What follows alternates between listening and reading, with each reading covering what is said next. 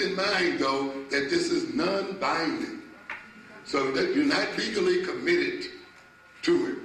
But in order to develop the fund, in order to develop the credit union, we have to have some idea of what kind of initial funding we will have, so that you can point out what you possibly could deposit in the credit union on the back of this form. And leave us your address so that we can contact you as to further developments. We would appreciate your participation. Thank you very much.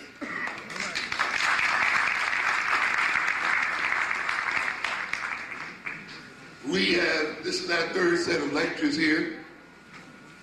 We've talked about white global supremacy. We talked about the effects of white global supremacy. Now it is time for us to begin the talk of how it should be brought to a close. Yes?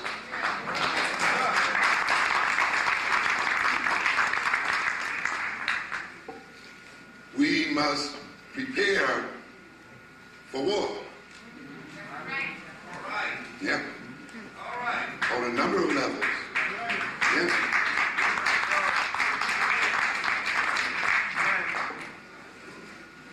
Think the unthinkable. That's what you got to do if you're going to get out of this situation here. I know we've been conditioned into thinking of the European as invincible. Yes. But you gotta get over that kind of thought. This man bleeds and dies like any other man.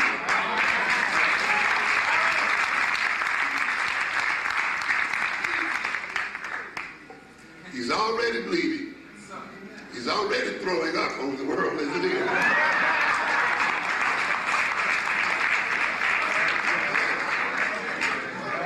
He's already sick. It's time for him to be finished off. And we must do it. We can't just wait for him to be done in by other folk. As I was saying earlier today, it's nice we look at the Japanese and the games that they're running on the Europeans. But I will tell you up front, the Japanese are no party either. And I tell you, we haven't fought this fight, and we're not going to fight this fight against white supremacy to come under Asian supremacy.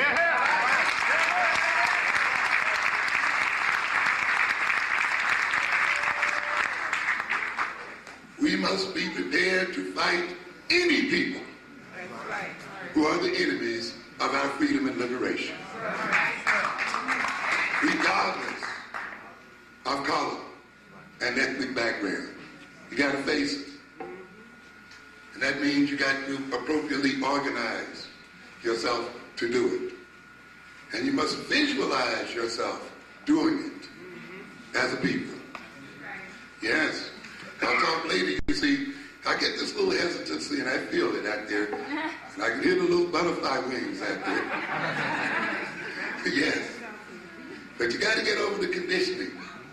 Because as I will tell you the show later on, you see, the white man has conditioned us to such an extent that when we begin to think certain kind of thoughts, our stomachs become upset.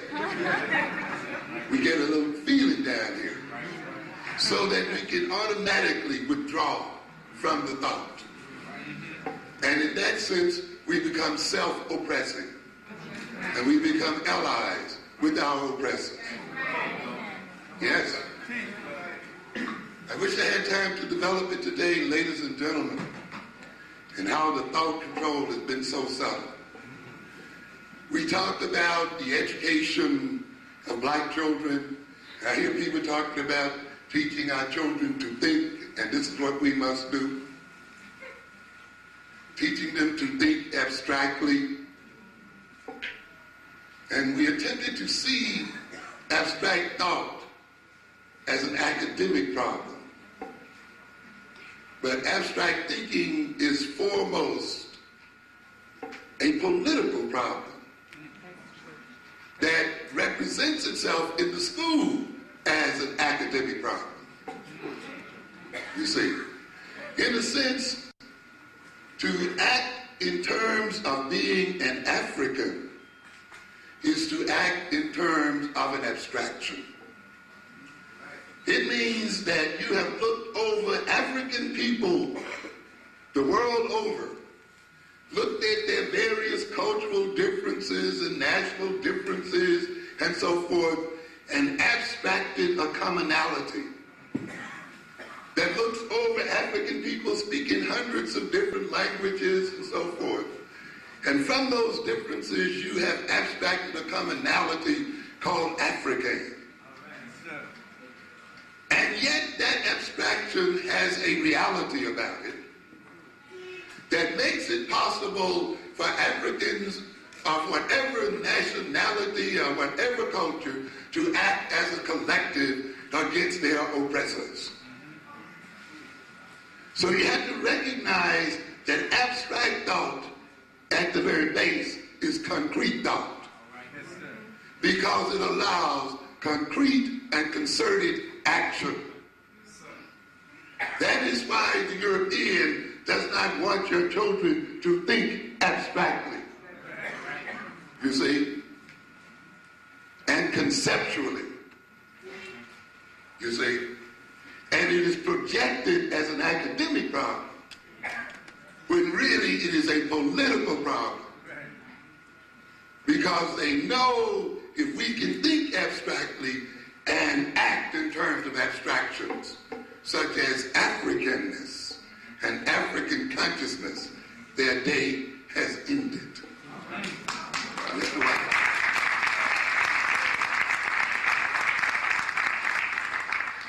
But you see, at the threshold of thinking abstractly, at the threshold of thinking cosmically,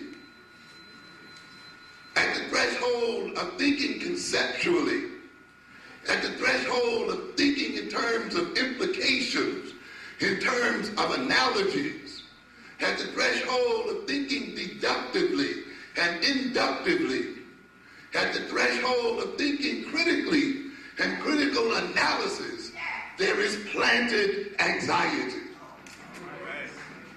So that when people and when your teachers attempt to move you into these areas, you start feeling uncomfortable and out of place, and you back off of it, and therefore you maintain your aggression.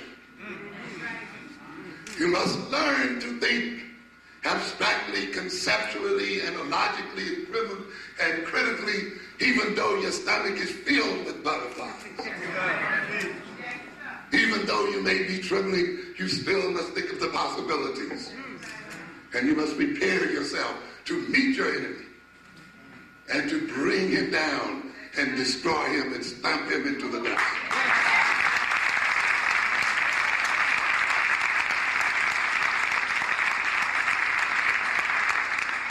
It is nothing wrong with having fear, but you must learn to act in spite of it. This is the situation. So, why are we in this situation we're in today in terms of white supremacy? Is it because the people are white? Is it because the people are mean? Is it because they have distorted genes? It's because they have power. That's what it comes down to. And because there is an inequality of power between us and these people. It doesn't matter what their skin color is. It doesn't matter what their genetic background is. It doesn't really matter, what their sociobiology is. The ultimate thing is they do to us what they do to us because they have the what? The power to do it. That's it. That's it.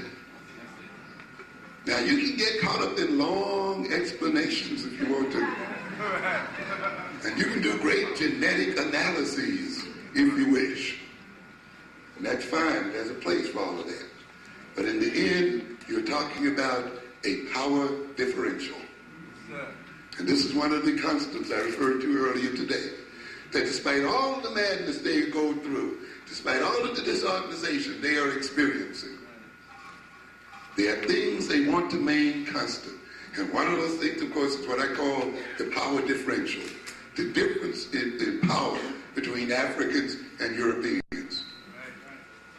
Despite what humiliation the United States is going through, it still has submarines all throughout the seas and the oceans of the world, right off of the coast of Japan and the other coast of this nation. If you looked at Channel 13 last night, they indicated that one of those submarines contained more firepower than all of the ballistics and firepower that was dropped during World War II. Understand? That's why I'm telling you today, this battle is not over here. Not by a long shot. So despite what they are going through, they are still trying to maintain the power differential.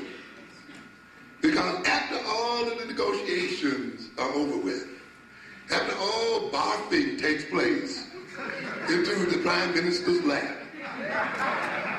after all the huffing and puffing takes place, there is the iron fist of military power. That is always the ultimate diplomacy in the world. And it is always the thing that makes the ultimate decision. That is the power differential and the willingness of those who have it to use it. Now, why am I talking about that then? Because we as a people hesitate to talk about power. I've lectured all around. And if you want to get an audience quiet, a black audience quiet, you mention two things, power and money. Yeah. Somehow we have identified with poverty. Somehow we don't think we should be wealthy and prosperous. We got to the point where all you have to do is say poverty, we think black. You know, poor people, black. And yet Dr. Clarke told you, but we are what? Wealthy. We're the richest people.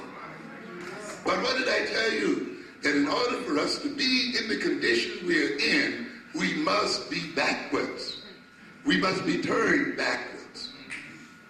Therefore, the richest people must see themselves as what? The poorest. That's the only way it can work. You see? And therefore, and then when they lay this religion on you, you think there's some virtue in poverty. Yes. And you fill yourself with nonsense, like poor but honest.